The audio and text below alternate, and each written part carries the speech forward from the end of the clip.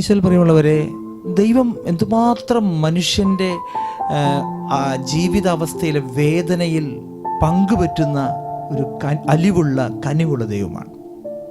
എനിക്ക് വളരെ അടുത്തറിയാവുന്ന ഒരു ദൈവ ശുശ്രൂഷകൻ ബോംബെയിൽ ജോലിയായിരുന്നു. ആ ജോലി വേണ്ടാന്ന് വെക്കുകയാണ്. ദൈവത്തെ അനുഭവിച്ചു കഴിഞ്ഞപ്പോൾ ആ ജോലി അദ്ദേഹം വേണ്ടാന്ന് വെച്ചു. എന്നിട്ട് മുഴുവൻ സമയം ദൈവ ശുശ്രൂഷയിൽ ഏർപ്പെടുകയാണ്. ചെറിയ മധ്യസ്ഥ പ്രാർത്ഥനയിലും കൗൺസിലിങ്ങിനൊക്കെ പോയി അദ്ദേഹത്തിന് കിട്ടുന്ന തുച്ഛമായ വരുമാനം കൊണ്ട് അദ്ദേഹം സന്തോഷത്തോടെ ജീവിക്കുകയാണ്. ഒരു ദിവസം അദ്ദേഹത്തിൻ്റെ 2 സഹോദരിമാർ വൈകുന്നേരം വീട്ടിലേക്ക് വരികയാണ്. വീട്ടിൽ വന്നപ്പോഴാണ് സഹോദരിമാർ തിരിച്ചറിയുന്നത് ആ വീട്ടിൽ അന്ന് വൈകുന്നേരം ഭക്ഷണത്തിന് ഒരു കറി പോലും അവിടെ ഇല്ല. അവരുടെ ഈ സഹോദരൻ്റെ വീട്ടിൽ ഈ സഹോദരിമാർ എന്തൊക്കെയോ പറഞ്ഞ് അത് കഴിഞ്ഞ് അവർ പെട്ടെന്ന് ആ വീട്ടിൽ നിന്ന് മാറി മറ്റൊരു സഹോദരൻ്റെ വീട്ടിലേക്ക് പോയി. അന്ന് വൈകുന്നേരം അദ്ദേഹവും അദ്ദേഹത്തിൻ്റെ ജീവിത പങ്കാളിയും 2 മക്കളും കൂടി പ്രാർത്ഥിക്കുകയാണ്. കുടുംബ പ്രാർത്ഥന. അന്ന് കറി വയ്ക്കാൻ ഒന്നുമില്ലെന്ന് ഓർക്കണം. ആ സമയത്ത് ചെറിയൊരു ചാറ്റൽ മഴയുണ്ട്. ഈ ചാറ്റൽ മഴയുടെ സമയത്ത് അദ്ദേഹത്തിൻ്റെ വീട് ഓടിട്ട വീടാണ്. ഓട്ടുംപുറത്ത് എന്തോ വലിയ സ്വരം, എന്തോ വന്ന് വീഴുന്നത് പോലെ. പതിവില്ലാതെ എന്തോ സ്വരം കേട്ട് അദ്ദേഹം ടോർച്ചെടുത്ത് മുറ്റത്തേക്ക് നോക്കുമ്പോൾ കാണുന്നത് 3 വലിയ മീനുകളാണ്, ബ്രാല്. ഒരു കാരണവശാലും അവരുടെ പറമ്പിൽ അങ്ങനെ ഒരു ബ്രാല് വരാൻ സാധിക്കില്ല. ഒരു ഉയർന്ന പ്രദേശമാണ്. പക്ഷെ എങ്കിലും അദ്ദേഹത്തിൻ്റെ പ്രാർത്ഥനയുടെ സമയത്ത് 3 മത്സ്യങ്ങൾ ദൈവം പ്രദാനം ചെയ്തു എന്ന് വിശ്വസിക്കുകയാണ്. പ്രിയമുള്ളവരെ, ആ വീട്ടിൽ അന്ന് ഭക്ഷണത്തിനൊന്നുമില്ല.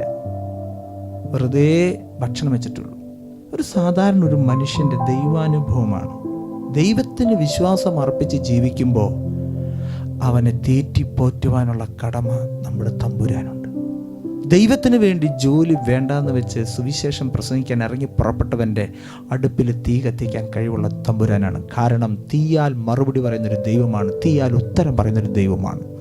എലിയ പ്രവാചകൻ ദൈവത്തെ വിളിച്ച് പ്രാർത്ഥിച്ചപ്പോൾ സ്വർഗത്തിൽ നിന്ന് അഗ്നി ഇറങ്ങി ബലി സ്വീകരിച്ചെങ്കിൽ സുവിശേഷ വേലകൻ്റെ അടുപ്പിൽ തീ കത്തിക്കാൻ, അവൻ്റെ പരിശുദ്ധാത്മാവിൻ്റെ അഭിഷേകത്താൽ നിറയാൻ, അവൻ്റെ സങ്കടങ്ങൾ ഒപ്പിയെടുക്കാൻ കഴിവുള്ള മനസ്സലിവുള്ളൊരു ദൈവമാണ്. ഈ ശുശ്രൂഷയിൽ പങ്കെടുക്കുന്ന കുഞ്ഞെ, നിൻ്റെ ജീവിതത്തിൽ നീ മനസ്സ് തകർന്ന് വേദനിച്ച് കണ്ണുനീരോടുകൂടി പ്രാർത്ഥിക്കുക.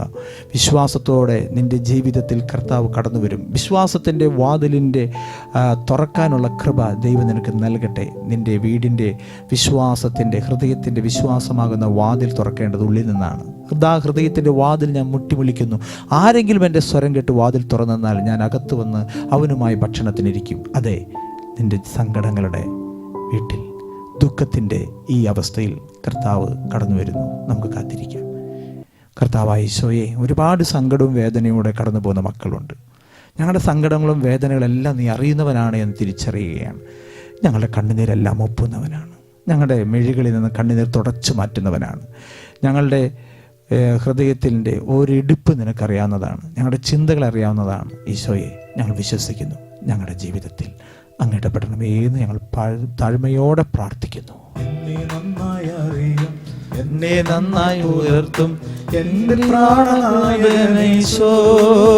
ഈശോയെ നോക്കി, നന്നായി അറിയും, എന്നെ നന്നായി ഉയർത്തും എൻ്റെ പ്രാണനായകൻ ഈശോ. അമ്മ ഓമനിക്കുമ്പോൾ, അപ്പൻ താലോലിക്കുമ്പോൾ എന്നെ നാഥൻ വഴി നടത്തും. അമ്മ ഓമനിക്കുമ്പോൾ, അപ്പൻ താലോലിക്കുമ്പോൾ എന്നെ നാഥൻ വഴി നടത്തും.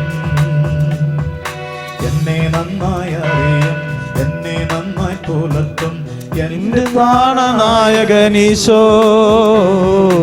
എന്നെയോ അറിയും, എന്നെ നന്നായി തുലക്കും എൻ്റെ പ്രാണനായകൻ ഈശോ. അമ്മയോ മരിക്കുമ്പോൾ, അച്ഛൻ വാലോലിക്കുമ്പോൾ എന്നെ നാഥൻ വഴി നടത്തും. അമ്മയോ മരിക്കുമ്പോൾ, വാലോലിക്കുമ്പോൾ എന്നെ നാഥൻ വഴി നടത്തും. പരിശുദ്ധ പരമദിവ്യ കാരുണ്യത്തിന് ആരാധനയും സ്തുതിയും പുകഴ്ചയും ഉണ്ടായിരിക്കട്ടെ. പരിശുദ്ധ പരമദിവ്യ കാരുണ്യത്തിന് ആരാധനയും സ്തുതിയും പുകഴ്ചയും ഉണ്ടായിരിക്കട്ടെ. പരിശുദ്ധ പരമദിവ്യ കാരുണ്യത്തിന് ആരാധനയും സ്തുതിയും പുകഴ്ചയും ഉണ്ടായിരിക്കട്ടെ.